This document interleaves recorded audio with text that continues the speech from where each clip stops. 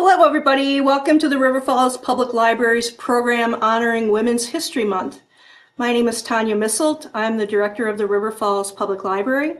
Our format this evening is all virtual. We have a live presentation tonight, but it's also recorded for later viewing. You can find it on Facebook and also YouTube.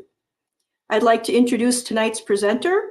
Olivia Campbell holds a master's degree in science writing from Johns Hopkins University and a bachelor's degree in journalism from Virginia Commonwealth University. She is a member of the National Association of Science Writers. Campbell was born in Harrisburg, Virginia, and now lives in the Philadelphia suburbs with her husband, 3 sons, and 2 cats. Olivia Campbell started writing as a young girl. Olivia is now a journalist and an author whose works have appeared in The Atlantic, National Geographic, New York Magazine, and History, among others. She enjoys writing on the intersection of medicine, women, history, and nature. In her first book, Women in White Coats, How the First Women Doctors Changed the World of Medicine, was a New York Times bestseller. Please welcome Olivia Campbell. Thank you so much for having me. It's a pleasure to be here. So this is all about what I went through to write my book and a little bit about my book. So my deep dive into the world of Victorian era women doctors, some of the first women doctors in the world. So today, when a young woman announces that she intends to become a doctor, she's often greeted with cheers and praise, congratulations, admiration. You know, becoming a doctor is pretty much like shorthand for making your parents proud today, right? Well, that's not the case back in the Victorian era. The reaction was pretty much the exact opposite. Women that were interested in what was considered a grotesque practice of medicine were seen as deranged, traitors to their gender even. They faced intense scorn in society and social ostracism. Their families might disown them, which was very common for their families to disown them, as we'll see here. So when Marie Zakrzewska graduated from medical school in 1856, her father told her if she were his son, he would feel nothing but satisfaction and pride. But since she was his daughter, all he could do was grieve and weep. When Eliza Mosher told her parents that she wanted to be a doctor, her mother said that she'd sooner see her in a lunatic asylum than in medical school.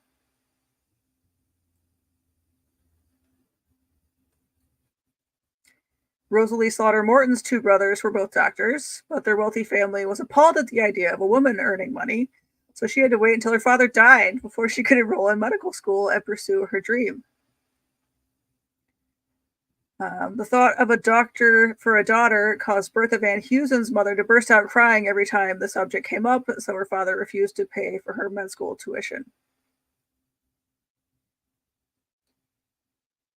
When Lizzie Garrett announced her aspirations to become a physician, her mother flew into a months-long depressive episode and soon fell ill from excessive crying. She is one of the main characters in my book. But these are just a few of the outrageous stories that I came across when researching my book, Women in White Coats, How the First Women Doctors Changed the World of Medicine. So that's all the different covers I have so far. That was the American hardback and then paperback. This is the Polish and then the British hardcover. And there's also a Italian and Chinese translation so far. So the book is about the first 3 women to earn Western medical degrees. Elizabeth Blackwell was the first woman MD to practice in America. Lizzie Garrett Anderson was the first licensed woman physician to practice in England, and Sophia Jex-Blake was the first woman MD to practice in Scotland. After struggling through a sea of sexist roadblocks along the way, these 3 unlikely friends banded together to establish a medical school just for women in the UK in hopes of ensuring that no other women had to endure what they did. Together, they founded the London School of Medicine for Women. I love to say that my book is as inspiring as it is infuriating because it's as much about women's perseverance as it is about the sexism and misogyny thrown in their way for daring to defy the status quo. These women had everything going against them and very little support. I got the idea for this book after reading about 2 riots that were almost identical. One in Philadelphia, near where I live, and one in Edinburgh, Scotland, which is somewhere that I used to live. Both of these cases were male medical students throwing violent temper tantrums when women dared to join them in the classroom. So on November 6th, 1869, 30 students from the Women's Medical College of Pennsylvania came to a clinical lecture at the Pennsylvania Hospital. But word about their coming to attend this lecture had gotten around the male medical school campus before the lecture. So there were 300 male medical students waiting for them in the amphitheater, which was much more than would normally be there. They were stomping and shouting, and they hurled epithets and catcalls at the women. They flung spitballs and tobacco juice, and it was just a big to-do. All these women wanted to do was to get a medical education that was just as good as men's, but the men saw it as women infiltrating their space. The jeering episode of Philadelphia. So almost exactly a year later, 1870, we have in Edinburgh, Scotland, a drunken mob of hundreds waited outside of an exam that was going to be a co-ed exam to greet Sophia Jex-Blake and a few other women students. The men were drunk. They were screaming obscenities. They blocked the entrance. It was really scary. They threw mud at them. They threw trash. They threw rotten eggs and rotten produce at the women. During the exam, once the women finally got in, they loosed a sheep inside the exam room to cause further chaos. So in both cases, women had to remain, totally stoic and calm. They could not be seen to have the men provoking or any kind of reaction that would prove that they were scared and that the men were successful in scaring them off. But that, they really, what happened was the opposite effect. They saw how horrible these men were, and that really solidified for them the reason that they were doing what they were doing, the need for women doctors who wouldn't behave like these male medical students. So seeing what these women went through just for trying to study medicine made me want to know everything about them, what drove them, what they were like as people, what they hoped to accomplish. I really wanted to dig as far as I could to find out everything about what Victorian women were enduring while attempting to enter the field of medicine. So women have always been practicing medicine throughout history. This is something I touch on in the intro of my book. I didn't want to leave these women out just because they didn't have formal MDs. They would still be what we consider doctors across the world, throughout history and cultures. We actually have names of several women physicians and surgeons who were practicing in ancient Egypt and in ancient Greece. But then patriarchal control swept in during the Middle Ages as medicine became a profession that needed university education and licensure rather than, someone studying under someone else, right? You'd go to college to study it. So it became like an official profession rather than you would learn from someone else and then take over their business. So during this period, although lay women healers were vilified as witches, a lot of them were killed just for daring to practice medicine. Women began to be viewed as weak imitations of men by the Victorian era. Society maintained that a woman's place was in the home. Doctors like to make up medical reasons to keep women in their place. One of the most popular was that engaging in arduous mental or physical labor, especially during your period, would render women feeble-minded and sterile. So that meant you couldn't go to college or, any kind of advanced education or job that used your brain, because then you would be sterile and you wouldn't be able to fulfill your duty of having children.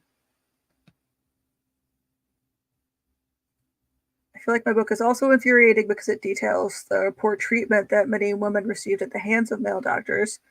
And just how poorly male doctors understood women's illnesses.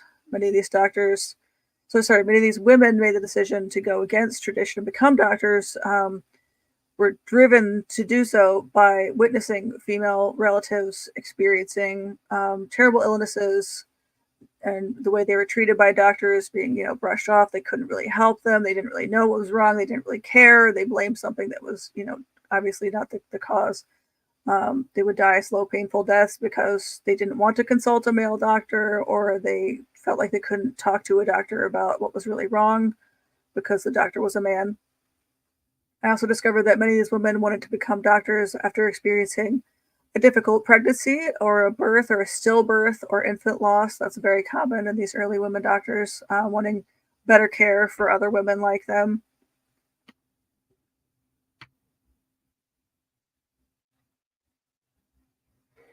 Many women also wanted to widen the professional opportunities available to women. A lot of these women were agitators in the women's rights organizations and fights more broadly. It says it wasn't the only arena in which they were fighting for women's rights, wasn't just to attend medical school. But in the Victorian era, for the most part, upper class women were confined to being maybe a teacher or a writer.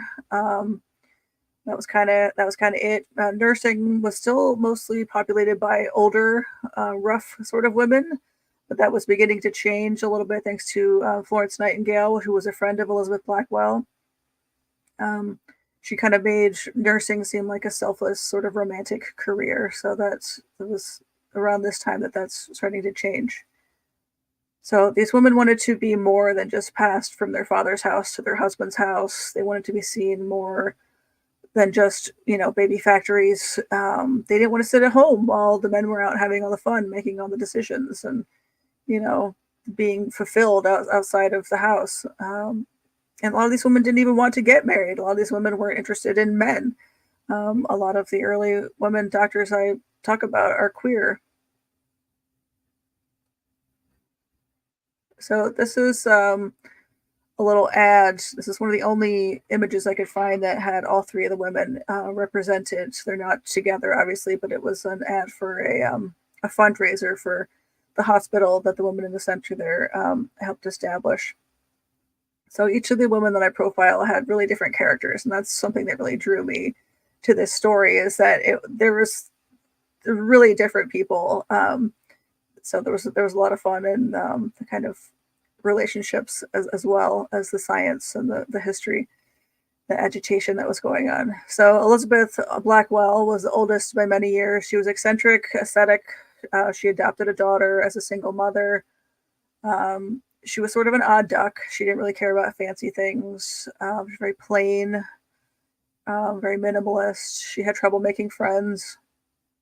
She was interested in several men along the way, but none of it ever stuck. I think she would have gotten married if the right opportunity came along, but that never happened.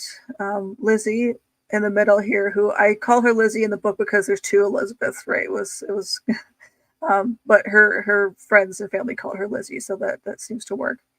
But she was kind of the opposite of Elizabeth. She made a point of being seen wearing these fancy, lavish lace dresses at dinner parties. She liked to be out to kind of prove that being a doctor didn't make you unfeminine, because that was something that common detractors would commonly say, is that studying medicine would make women masculine. So she wanted to show that she was still very much feminine, a very demure lady. She was very stubborn, though, just like her father. She did get married. She had 3 children, and she performed surgeries while she was pregnant. So she was, doing it all, having it all. So my favorite character in the book is Sophia. She was fat, opinionated, loudmouth lesbian with a bad temper and a brilliant mind, and she was just amazing. I love everything about her. She fell in love with every single smart, independent woman that she met, and she was just a hopeless romantic, and she's beautiful. I love her.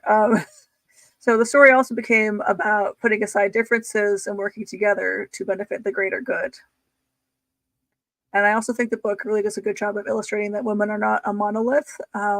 Even within women's rights movements that were as small as this, there were plenty of different ideas about how to achieve collective goals. So Elizabeth and Lizzie favored a slow, steady road to acceptance. they didn't want to bulldoze over men's toes, right? They thought it was important to work alongside men, and they realized they couldn't totally alienate them, and that they needed them as partners. So they were willing to wait and be patient for more widespread acceptance to come. While Sophia, she didn't care at all about what men thought. She was really impatient, and she thought it wasn't fair that she had to wait for men to get used to this idea of women doing things, women having a profession. How long was that even going to take? So Sophia was the true agitator here. She spoke publicly about women's right to an education. She published opinions in medical journals on the topic. She got the movement noticed by the press, and her outspoken impatience did so much to propel the women's medical movement. I don't think people really realize today how important she was, because her loudmouth and impatience rendered her pretty unpopular within the movement. Her fellow women didn't really like this squeaky wheel, right? They felt like her temperament was a liability rather than an asset, and she was pushed out of several organizations that she had created or spearheaded to help further the acceptance of women doctors. So that's another reason why I love her, is that she is just really, really misunderstood. And I feel like if she existed in another time, like if she was more modern, then we would be much more accepting of her temperament and her behavior. But at the time, it was just so not what a lady would have been. So it wasn't acceptable. But I really truly believe that our acceptance of women doctors would have taken a whole lot longer if it wasn't for Sophia.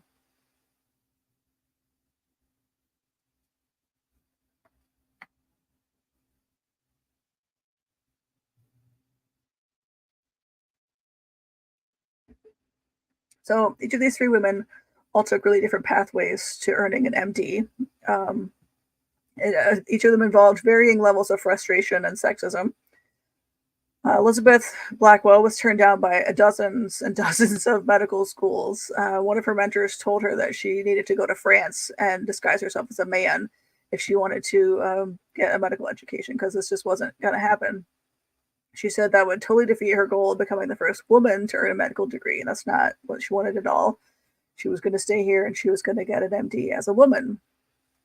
So finally, she was accepted to a small medical school in Geneva, New York, and it was actually totally a fluke that she was accepted at all. The school dean didn't want to be the one to say no, so he left the decision up to the students. He took it to the students. He said, should they allow a woman to enter their school? Well, the students were sure that it was a joke being perpetrated by a nearby rival college. So they were like, oh, yeah, sure. Yeah, let's let her in. That's fine, whatever. And then, lo and behold, a few weeks later, here's a real woman student appears in their lecture hall, and they were kind of shocked and stunned that this person actually existed, which is a great little story. She probably experienced the least sexism of all the three women I discuss, at least in her college days. They kind of saw her as an older sister type figure. She had a few little problems with teachers letting her into certain classes, and then once they realized how kind of stubborn and persistent she was going to be, they're like, oh, okay, we get it. We're just going to let you take the classes you want to take. That's fine. But after she earned her MD there, the Geneva College really didn't like all the intense scrutiny that her presence had brought to them, so they decided to close their doors to further women students. So no one could follow in her footsteps there.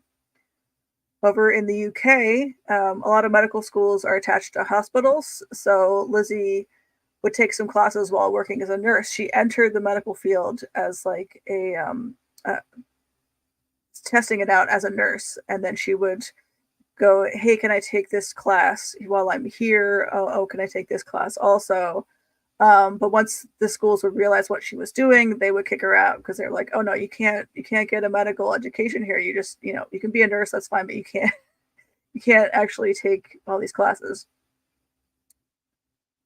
So she ended up doing a lot of private tutoring through, like, she would meet various teachers through these organizations, right, through the colleges and the hospitals.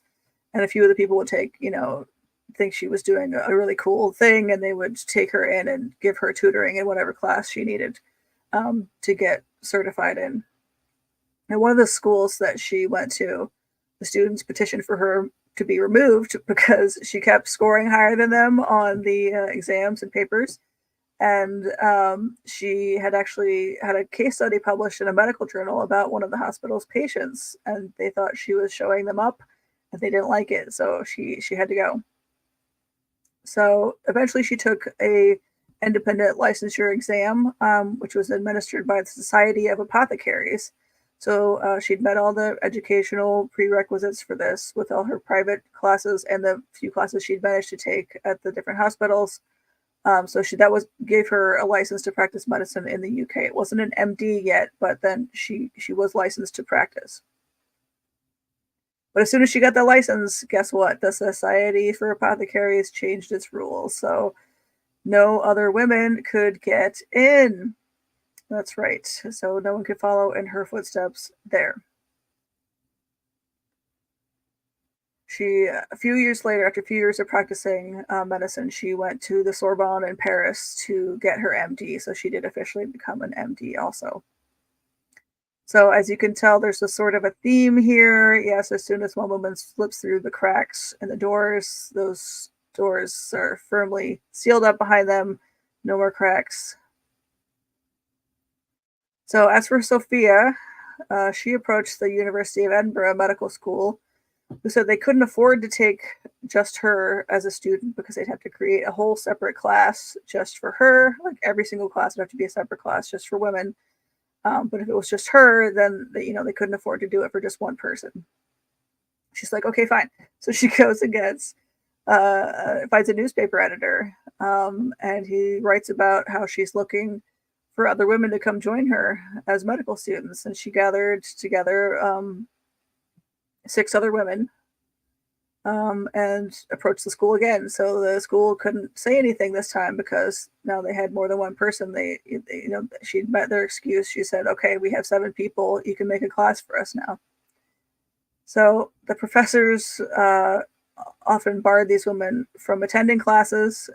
They were just given textbooks for the class and said to teach yourself. We can't, just because we accepted you doesn't mean we're required to teach you, is essentially what they said. So despite these hardships, a lot of the women achieved top scores on the exams. Also, in this case, there was a sort of a secondary college within the university where the professors taught them freely. They didn't care that they were women, that they were very much accepted.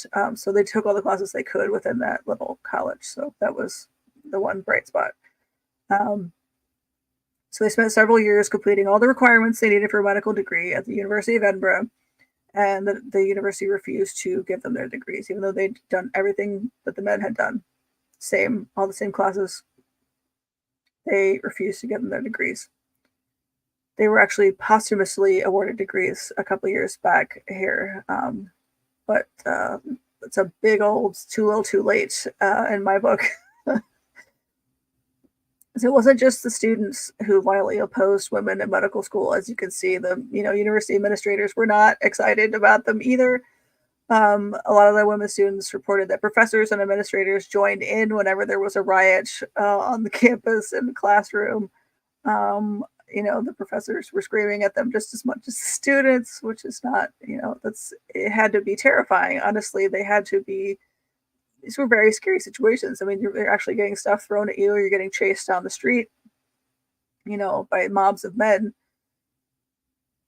And a lot of the professors had, no problem telling them to their faces they didn't belong in medical school. And other professors were, more comfortable publishing pieces in medical journals all about how they thought women didn't belong in medical schools.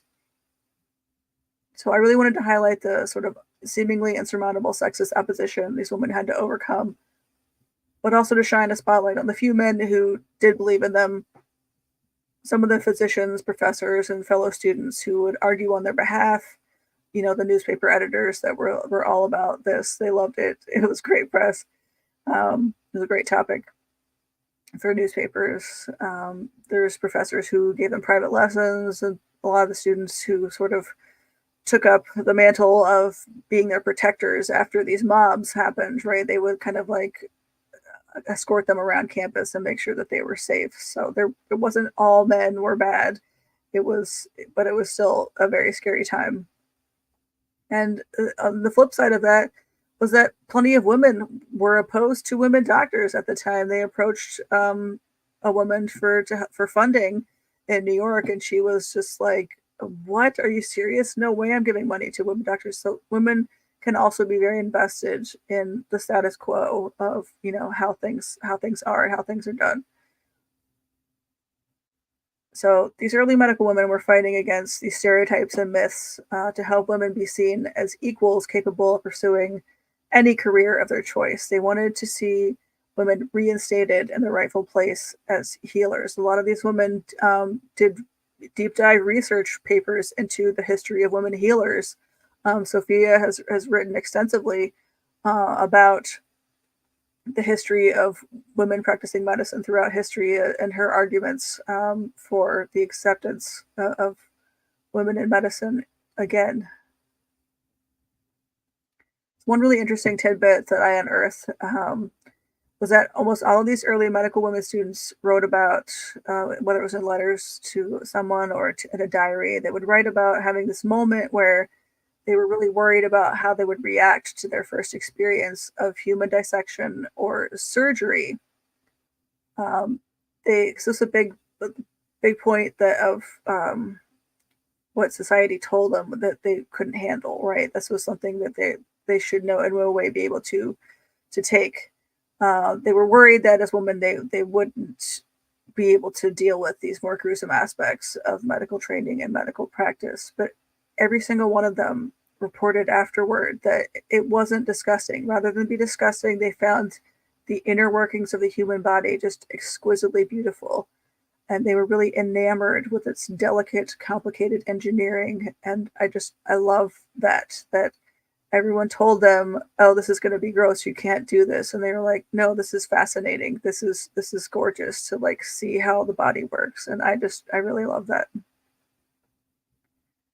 So when it came time for Elizabeth, Lizzie, and Sophia to get jobs after they got their MDs, of course, no one wants to hire them, right? So no hospitals, no medical practices, no universities are going to hire them.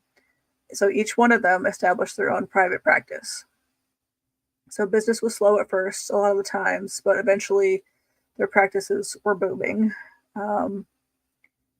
Each woman oversaw the expansion of their outpatient services to inpatient women's hospitals.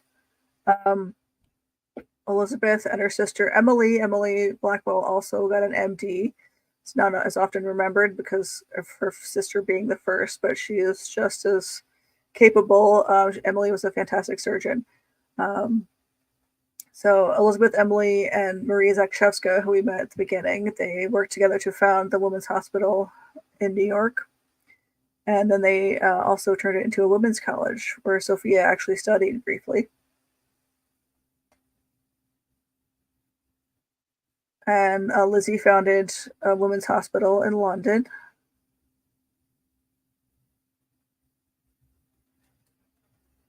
And Sophia founded a women's hospital in Edinburgh, Scotland.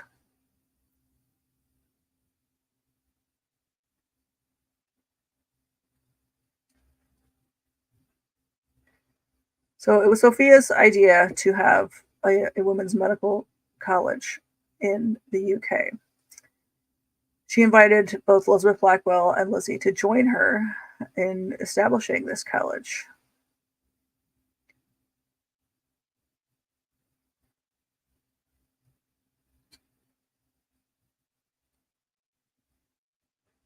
So I want to talk a little bit about their relationships. So being an independent woman who was trying to defeat societal norms at the time, their families, one of the big reasons their families would tell them you can't do this was that it was going to ruin your marriage chances, right? No man wanted to marry a woman who had a profession, especially such a gross profession. So Elizabeth Blackwell never got married.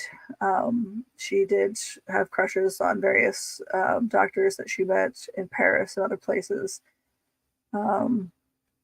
Sophia lived with her lesbian partner, who was also a doctor. It was one of her medical students later on. And Lizzie actually received 4 marriage proposals, so clearly it didn't hurt her at all.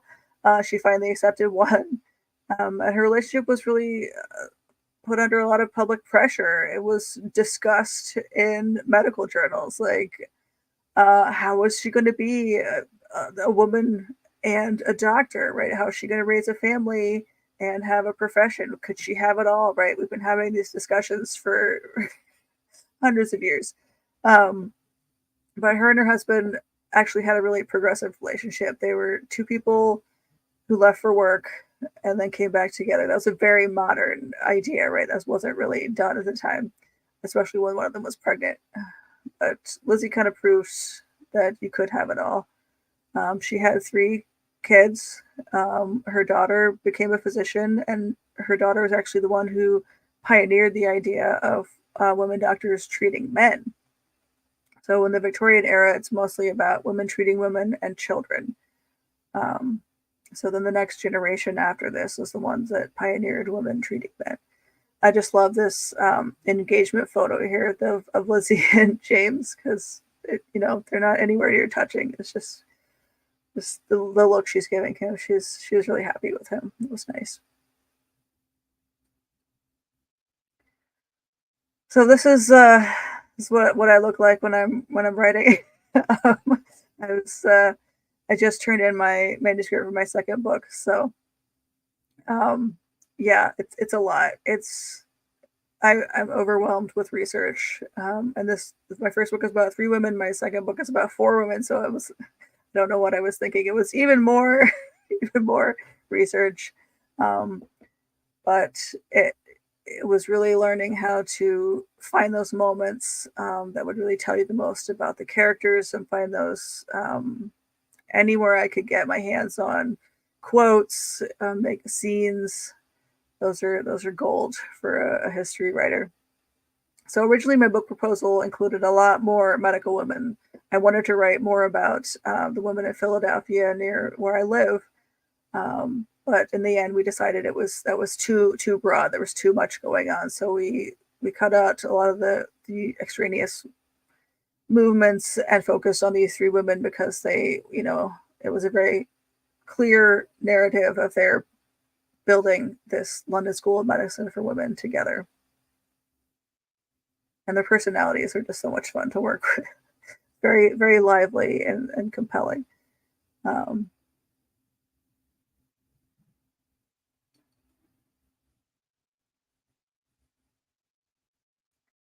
this is me outside one of the many museums, archives I got to visit. I did all my research, travel, 2019, and right before COVID shut everything down. So I was very excited that, after the fact, realizing that I just managed to get it all in.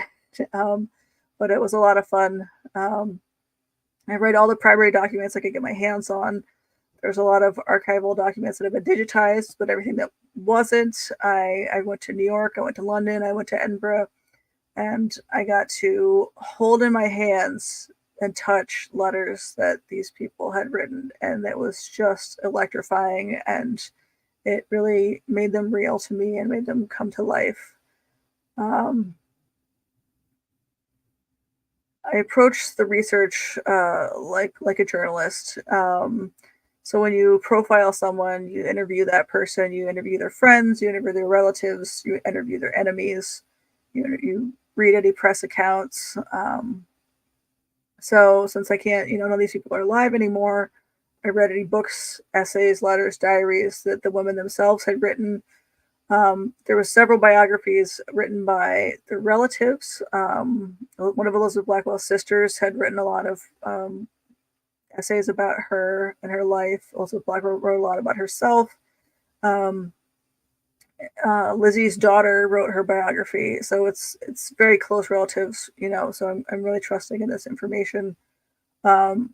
Sophia's partner wrote a bio of her after she passed away. I feel like my training as a journalist has given me a really good ear for pulling good quotes. You have to hear, it's like, oh, that's going in. Like you hear the source say it, and you're like, okay, that's it. That's the line that I need.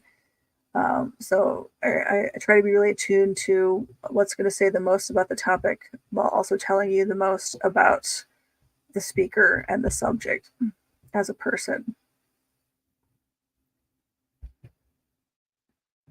I was really excited by how many scenes I was able to create, and all the dialogue I could create from the diary entries and the letters, and them talking about, like, describing incidents to each other, whether they were like when someone spoke out, like Sophia speaking out in a meeting in a church one time that was very well covered in the press, and I felt very confident in creating this scene. So that was very exciting. It's a lot of fun. But one of the difficulties I had was that Sophia had requested that all her papers be destroyed upon her death, which is really a common thing. Luckily, her partner had written a biography of her and used a lot of, like, she did huge, like, chunks of quotes from her papers and her diary entries and letters, just like plopped right into this biography, which was fantastic. But after she wrote that, like, that's all there is, right? She destroyed everything after she wrote the book. So the book is pretty much all that exists of those papers and diaries. So I found there was a lot of the other, they're called the Edinburgh Seven, the 7 women that went to the University of Edinburgh together with Sophia. So there was lots of diaries and papers written by some of the other of these 7 women in the archives. So those perspectives, they discussed Sophia a lot, and they helped me paint a picture of what student life was like and what it was like to be a woman student in a sea of men and hatred of women.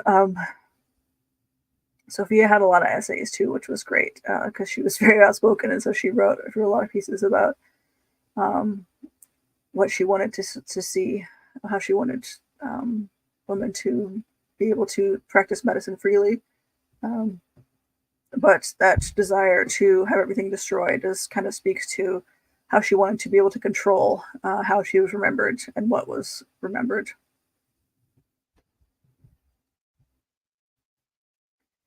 So I was really interested in balancing out the biographical narrative with discussions of the practice of medicine in the Victorian era. I've come from a science writing background, writing about women's health, writing about medicine. I wanted you to come away from the book knowing what had been like to go visit a doctor in the Victorian era, and it was not fun. I didn't want to be just biography or just science. I wanted to try to combine both. Checking into a hospital in the Victorian era, that was even worse than just going to the doctor. So this is a really, really incredible period in the history of medicine. It was fascinating to research and write about. There's a lot of innovation going on, a lot of discoveries being made. So it's sort of like the period between, like, the changeover from when the dark ages of bloodletting and purging and humoral balancing of your humors, right? And unmedicated surgery, where surgeons would, had to be as fast as possible and not as good as possible, as precise as possible. So these were kind of giving way to the light of antisepsis and anesthesia and germ theory and medications that actually worked, instead of just poisoning you or making you purge everything or bleed. So Elizabeth Blackwell is kind of more in the older camp because she's like a decade older than the 2 younger women. So she kind of like is bridging the gap here. We kind of see her learning about the older medicine. We see the younger women learning about these new theories, and the younger women are also, finally getting to perform surgeries because we have anesthesia now. So that was really fascinating. When you look at how far medicine went in such a short period of time, it was really miraculous. It was fascinating to watch the progression of medicine and to something that actually worked through these women's eyes. I found really ironic was that because of all the sexism that they faced, many of these early medical women were forced to travel to Europe to seek education or further training. A lot of, they lived in the UK, but they had to go to France, they had to go to Switzerland, they had to go to Germany to get even further training and like specialty training in surgery, or a lot of them went to maternity hospitals because that's the only place that would have them. But France, Germany, Switzerland, they were hotbeds of medical innovation at the time. So these women would bring back to the US and the UK these cutting edge treatments that really were making medicine progress far more rapidly in the US and the UK than they had been. So if they hadn't been pushed away, then medicine would have stayed in a darker place in the US. So when Marie Zakshevska started working at a women's hospital in Boston, the head doctor balked at her request for newfangled European instruments. They didn't need that new stuff. They were fine with the old stuff. So these three women would go on to help popularize preventative medicine. Elizabeth Blackwell was super into preventative medicine. She basically invented social work. All of these women pioneered antiseptic practices in America and Great Britain, prenatal and postnatal care. These were things that didn't exist before these women came along. Where they really radically changed the field of medicine was bringing women back into the profession. So women could now perform medical research of their own to debunk men's theories about female biology, right? So these claims about working too hard during your period, that was something that these women were doing actual research and studying, and saying, no, that's not how it works. So they could question and investigate the real culprits of illness. So instead of like just, doctors would say, oh, you're a woman, so you get cancer more often. Well, that's not how it works, really. So these women doctors could uncover the true culprits at the root of women's illness, which was a lot of times frequent pregnancies, heavy restrictive clothing, unsafe working conditions in factories and domestic service, sexist social norms that encouraged men but not women to exercise. Elizabeth Blackwell and Lizzie were all early proponents for active physical play for girls in schools, like having PE for girls as well as boys. So no one would have blamed these early women doctors for quitting at any time. I couldn't fault any of them for stopping at any point in this, given the constant sexism and the lack of support. But they chose not only to continue and pursue their own goals and achieve MDs and practice, but they went even further and they established medical colleges just for women in hopes of ensuring that women who came after them wouldn't have to endure what they did, right? So not only did they do it for themselves, they did it for everyone else too. Their work proved pivotal in opening the medical profession to women and elevating the quality of women's health care. They brought healthcare to women and women to healthcare. Most of all, they proved to the world that women could be doctors and surgeons, and really darn good ones at that. I really hope that the history of what women had to endure to become doctors can help modern medical professionals realize the importance of continuing to advocate for more opportunities for women. Here's today's sad stats. Unfortunately, I feel like these Victorian women would be sad by how little progress we have here. Women are still underrepresented in leadership positions. Several medical specialties remain boys' clubs, and too many women doctors report experiencing sexism from colleagues, supervisors, peers, and patients alike.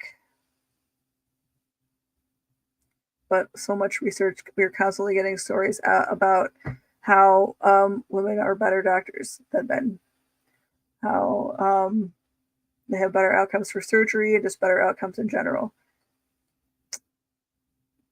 So I really feel like we owe it to these trailblazers to do everything within our power to stamp out sexism in medicine, because they gave up everything for us, and it's it's not as good as it could be. It's definitely better than it was in their time, but we have so much farther to go. And that's all for me.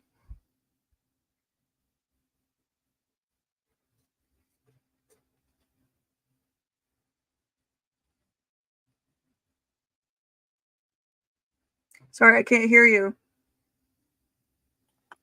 Sorry, I should know better after 2 years of this. So if you could meet just one of these women, which one would it be? Oh gosh, I think it has to be Sophia. I don't know. I was talking to one of my friends about one of the characters. He is an EMT, and he said he loves Lizzie's story because she was really into surgery. Lizzie was like, she would, pull something huge out of a patient and like send it to a museum or write a paper on it. She'd be so excited about what she found. And I don't know, my friend was really like, yeah, she was really gung ho. And she was like, look what I can do with surgery. It's great. I think I'd have to meet Sophia because she was just such a firebrand. She had so much heart, and she was so brilliant. Like her comebacks, they're so enviable. Like when someone said something to her at a meeting when she was speaking out about something, she was on it, and she had the best comebacks. That I'm so jealous of her quick mind. It would be fascinating to speak with her. I would love it. So tell me about your writing process. How do you have all these copies of notes and lay them out by character or lay them out by timeline? How do you do that? Oh gosh. I have a lot of research books. I have all the little flags. I have different colors, flags for different people. And then I have a color for the medicine part. Like, okay, medicine gets blue flags and Lizzie gets yellow flags. So it's probably not the most organized way of doing it. But yeah, I just have kind of papers everywhere. My kids were small when I was writing this book. Luckily, they were older when I'm writing my second book. But my husband would get frustrated with me because the kids would be banging on the door, and he's like, "Why don't you go to a cafe or something and write?" I was like, "Well, I have papers and books, and I need to spread everything. Like my bed is covered in everything. I need my pile of this and my pile of that. Yeah, so it's just a lot of papers all over."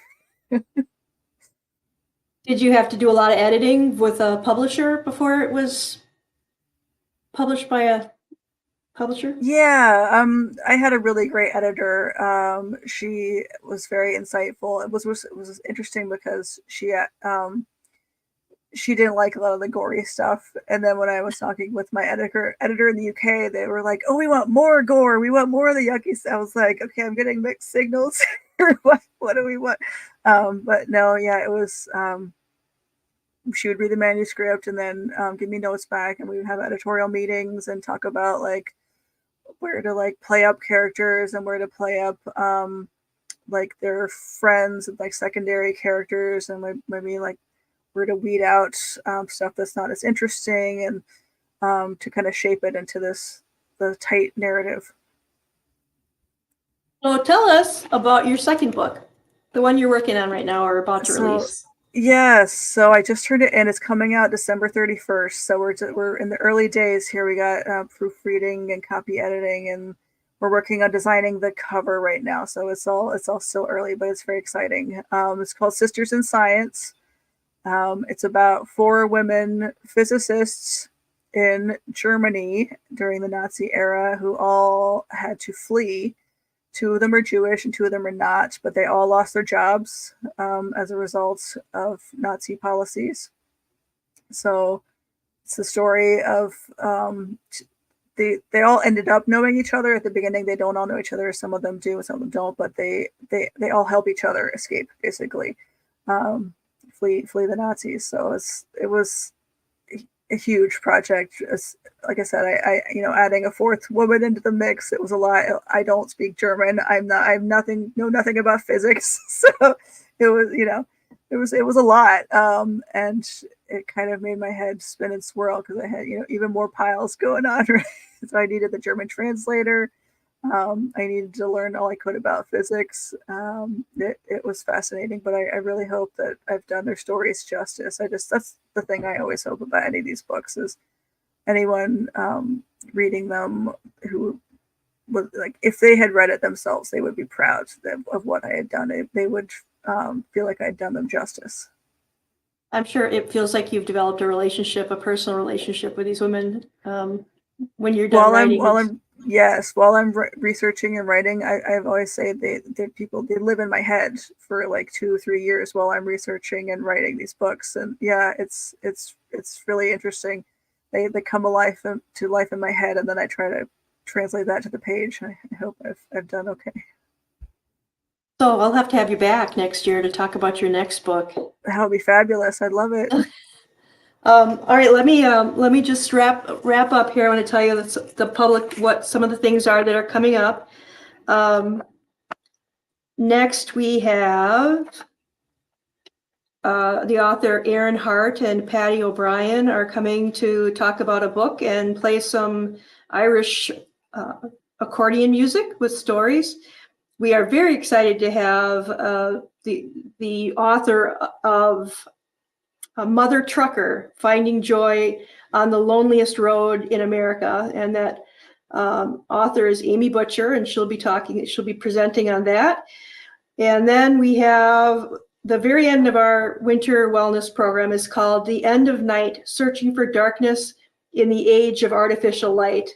So look on our website to find those programs coming up. And I just want to put this cover up here again. Thank you, Olivia, for being with us tonight. You did a fascinating job, and I can't wait to talk to you again. Thank you so much for having me. It's been great. All right. Thank you to our audience for watching. Good night. Good night.